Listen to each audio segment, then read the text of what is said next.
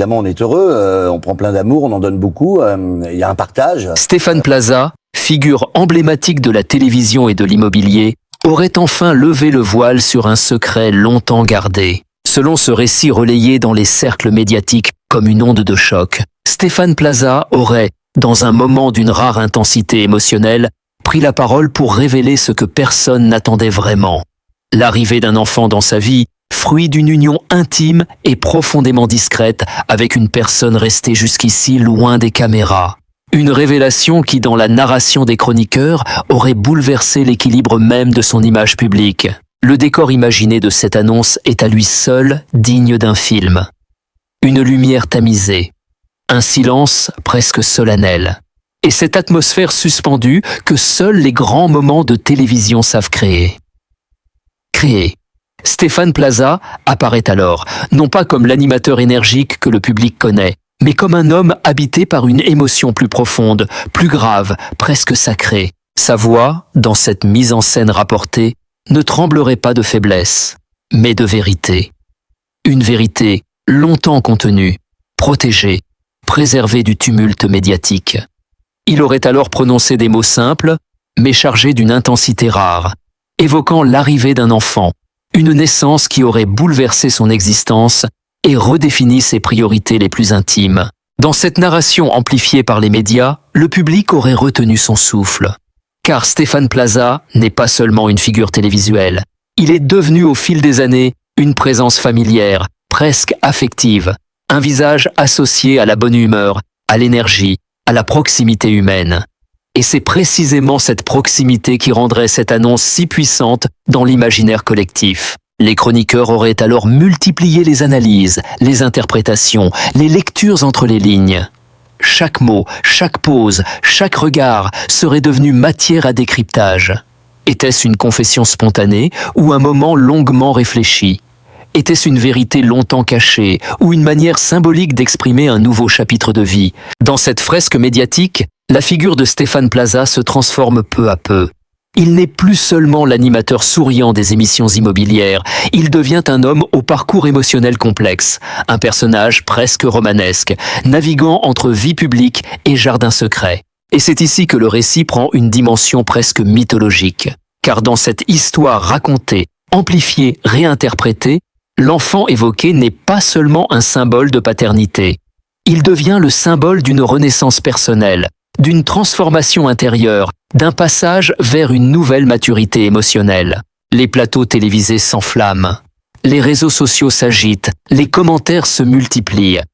Certains parlent de surprise totale, d'autres de rumeurs anciennes qui trouveraient enfin leur confirmation. Mais au-delà du bruit, une constante demeure, l'admiration pour l'homme public, pour sa capacité supposée à garder une part de mystère dans un monde où tout se révèle trop vite.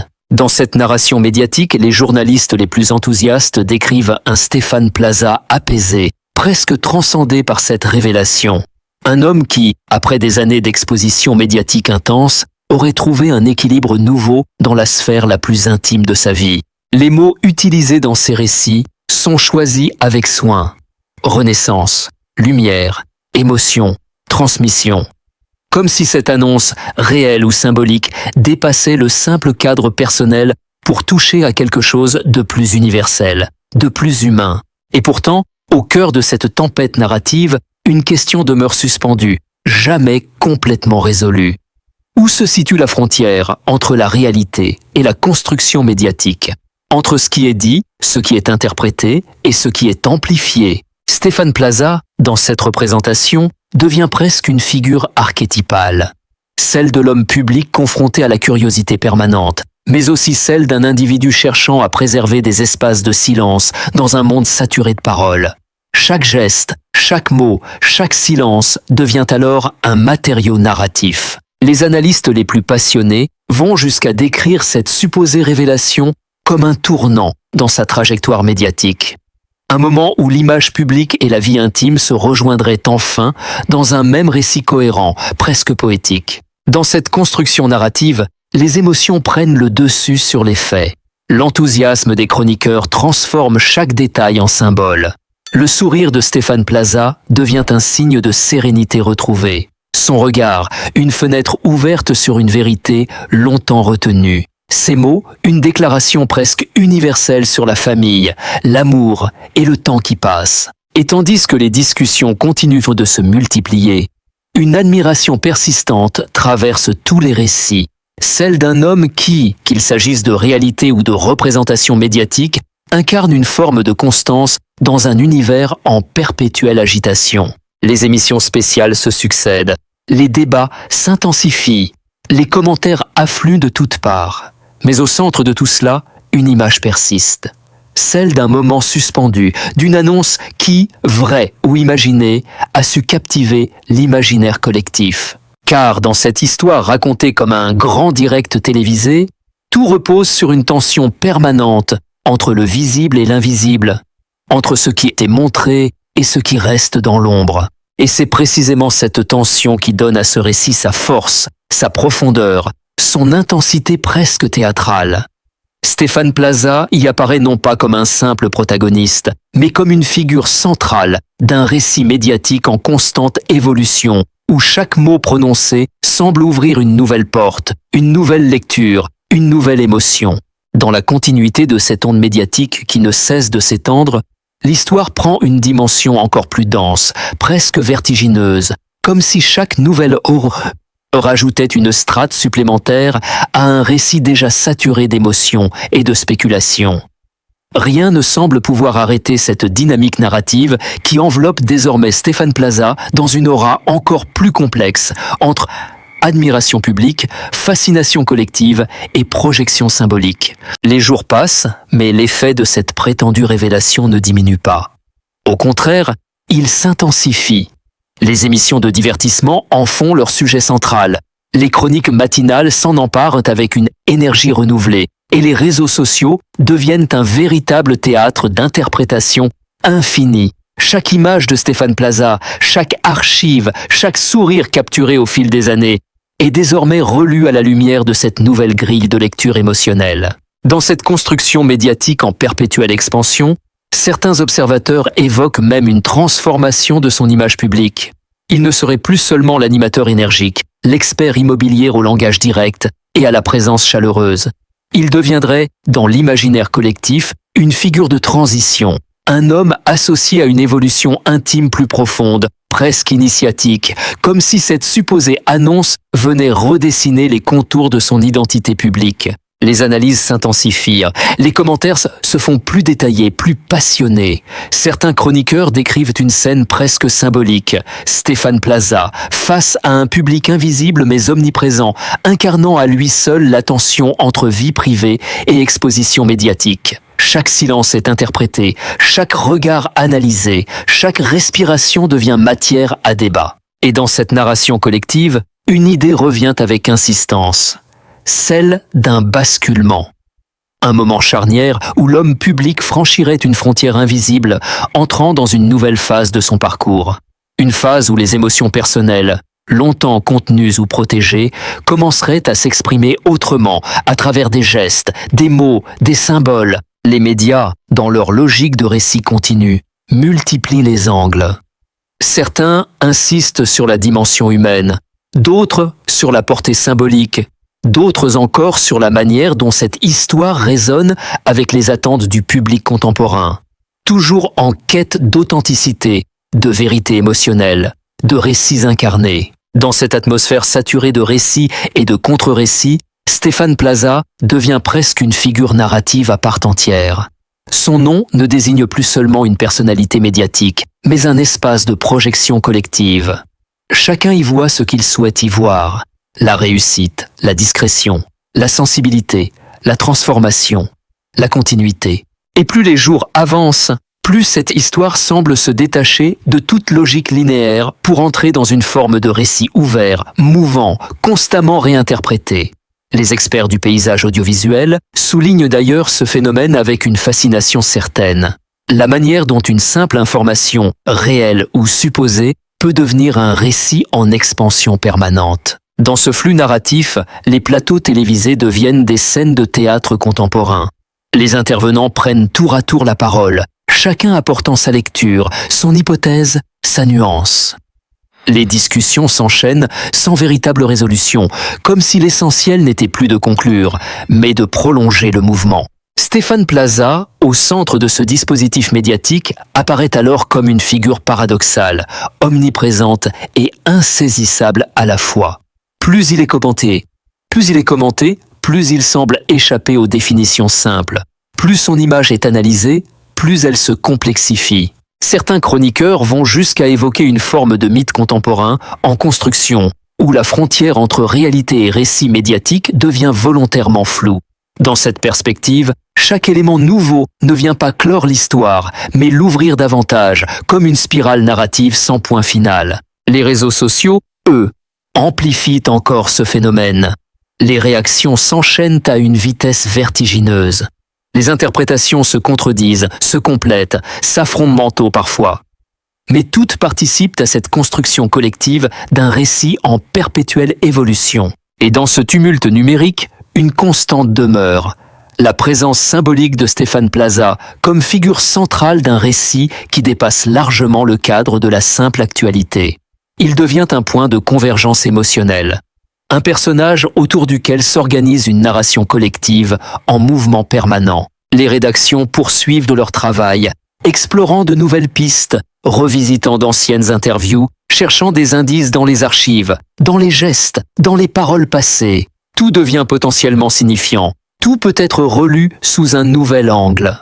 Et dans cette dynamique continue, l'histoire semble se transformer elle-même, se réécrire au fur et à mesure qu'elle est racontée. Les frontières entre information, interprétation et imagination se dissolvent progressivement, laissant place à un récit hybride, nourri par la curiosité collective et la puissance des médias contemporains. Stéphane Plaza, dans cette construction narrative en expansion constante, reste au centre du regard public, comme une figure en mouvement, insaisissable, dont chaque apparition alimente un peu plus la fascination générale, sans jamais figer le récit dans une forme définitive. Dans cette progression narrative qui semble désormais ne plus obéir aux codes habituels de l'information, le récit autour de Stéphane Plaza continue de se déployer avec une intensité presque organique, comme s'il vivait au rythme des réactions du public, des analyses médiatiques et des interprétations successives. Chaque jour apporte une nouvelle couche de lecture, une nouvelle nuance, une nouvelle perspective qui vient enrichir ou complexifier l'image déjà foisonnante de cette histoire. Les rédactions, toujours en alerte, scrutent le moindre détail susceptible d'alimenter cette dynamique. Une apparition publique, un échange bref capté par une caméra, une interview ancienne remise en circulation. Tout devient matière à narration. Rien n'est laissé au hasard dans cette construction collective où le réel et le commentaire s'entrelacent sans cesse, jusqu'à parfois devenir indissociables. Dans cet environnement saturé de discours, la figure de Stéphane Plaza prend une dimension presque symbolique. Il n'est plus uniquement perçu comme un animateur ou une personnalité médiatique, mais comme un point d'ancrage autour duquel se cristallisent des émotions, des attentes, des projections. Sa présence publique agit comme un déclencheur de récits, comme si chaque intervention, même la plus anodine, ouvrait un nouvel espace d'interprétation. Les chroniqueurs les plus assidus s'attardent désormais sur la dimension humaine de cette mise en récit. Ils évoquent la manière dont une personnalité, exposée depuis des années à la lumière médiatique, devient progressivement le support d'un imaginaire collectif. Dans ce cas précis, tout semble converger vers une lecture émotionnelle amplifiée, où les notions de vie privée, de transformation personnelle et de continuité biographique se mêlent dans une même trame narrative. Sur les plateaux de télévision, les débats prennent une tournure presque littéraire. Les invités ne se contentent plus d'analyser des faits. Ils racontent des impressions, des ressentis, des hypothèses. La parole devient descriptive, parfois presque poétique, comme si l'objectif n'était plus de trancher, mais de prolonger l'expérience du récit. Chaque intervention ajoute une variation supplémentaire à une histoire déjà en expansion constante. Dans cette atmosphère, les réseaux sociaux jouent un rôle décisif. Ils agissent comme un écho amplificateur, mais aussi comme un espace de réinvention permanente. Les internautes y recomposent les fragments de l'histoire, les associent à des souvenirs médiatiques passés, les confrontent à d'autres figures publiques, les inscrivent dans des récits personnels ou collectifs. Le résultat est une mosaïque mouvante où chaque fragment semble influencer les autres. Et au centre de cette mosaïque, la présence de Stéphane Plaza demeure constante, presque structurante. Son image traverse les interprétations sans jamais s'y réduire.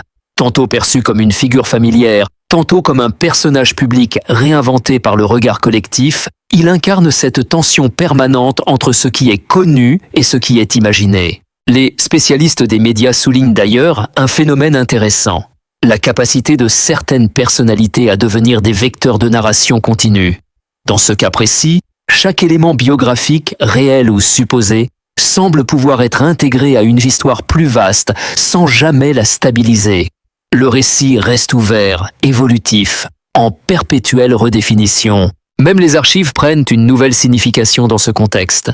Une ancienne émission, un moment de complicité à l'écran, une phrase prononcée il y a plusieurs années, tout est relu à travers le prisme de cette narration actuelle. Le passé n'est plus figé, il devient une matière vivante, réinterprétée au gré des nouvelles lectures. Dans les médias traditionnels comme dans les espaces numériques, une forme de narration collective se met ainsi en place. Elle ne repose pas sur une source unique, mais sur une accumulation de points de vue, de commentaires, de récits parallèles qui finissent par former une sorte de grand récit diffus. Un récit dans lequel la notion de vérité factuelle se mêle à celle de perception publique. Stéphane Plaza, dans cette dynamique, apparaît comme une figure centrale, mais mouvante, presque insaisissable dans sa globalité. Plus il est commenté, plus son image se démultiplie. Plus il est analysé, plus il semble échapper à toute définition unique. Cette tension permanente nourrit la continuité du récit, empêchant toute clôture narrative simple. Les émissions continuent de s'enchaîner, les discussions de se prolonger, les analyses de se multiplier. Et dans ce flux continu, chaque nouvel élément ne vient pas interrompre l'histoire, mais l'étendre encore davantage, comme si le récit lui-même refusait de se stabiliser, préférant rester en mouvement, ouvert à toutes les interprétations possibles. Dans la continuité de ce récit désormais presque autonome, l'univers médiatique qui entoure Stéphane Plaza semble entrer dans une nouvelle phase, encore plus diffuse, encore plus intense, où la narration ne se contente plus de commenter les événements, mais commence à les reconstruire, à les remodeler, à les réinventer en permanence. Comme si l'histoire elle-même refusait de se fixer, préférant se transformer au fil des heures, des interprétations et des émotions collectives. Les observateurs les plus attentifs notent un phénomène particulier. La manière dont chaque nouvelle prise de parole, chaque rumeur relancée, chaque analyse supplémentaire ne vient pas éclaircir le récit, mais au contraire, l'élargir. Le cadre initial, déjà chargé de symboles et d'émotions, s'ouvre désormais sur des ramifications multiples, où les frontières entre information, imagination et narration médiatique deviennent de plus en plus poreuses.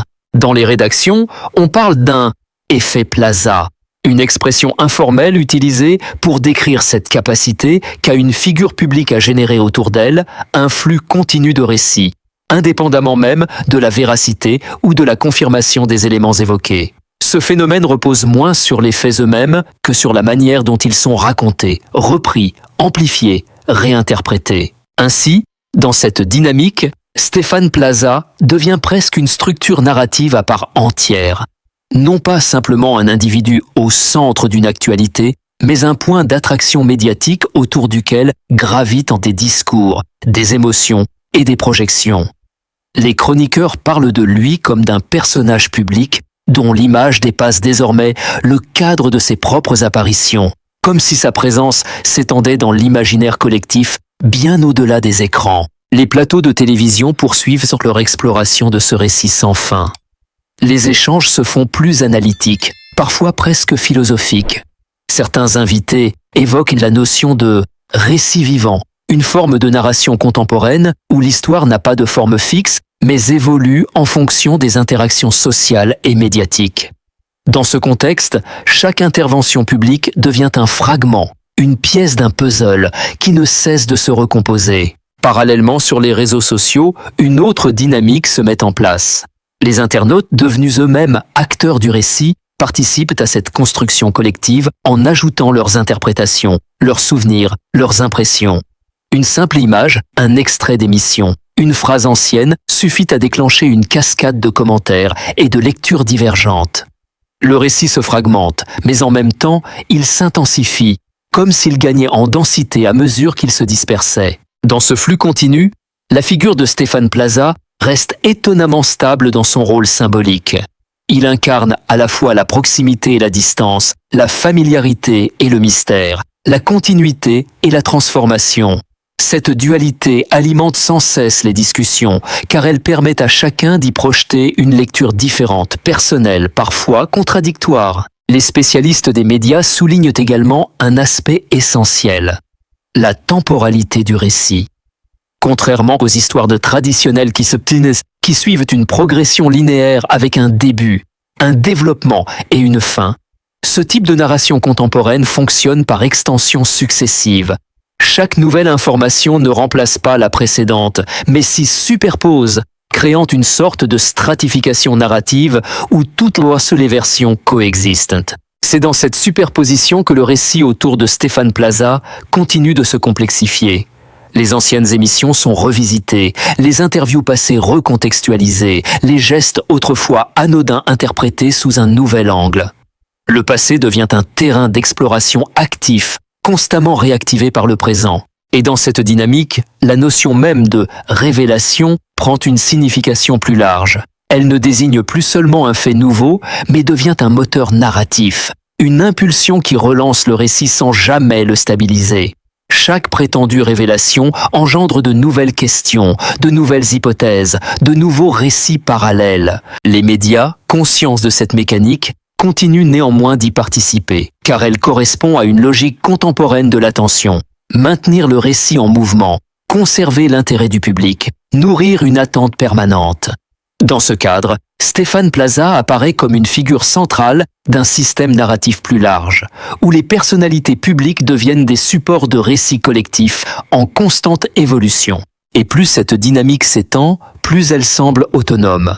Le récit ne dépend plus uniquement des événements, mais de la manière dont ils sont perçus, commentés et réinterprétés. Chaque nouvelle couche narrative ne referme rien, mais ouvre davantage, prolongeant une trajectoire déjà largement déployée. Dans cet espace médiatique en expansion continue, les frontières entre réalité vécue et réalité racontée deviennent progressivement moins distinctes, laissant place à une circulation permanente des récits, des images et des interprétations, où chaque élément semble appeler un autre, sans jamais atteindre un point de stabilisation définitif.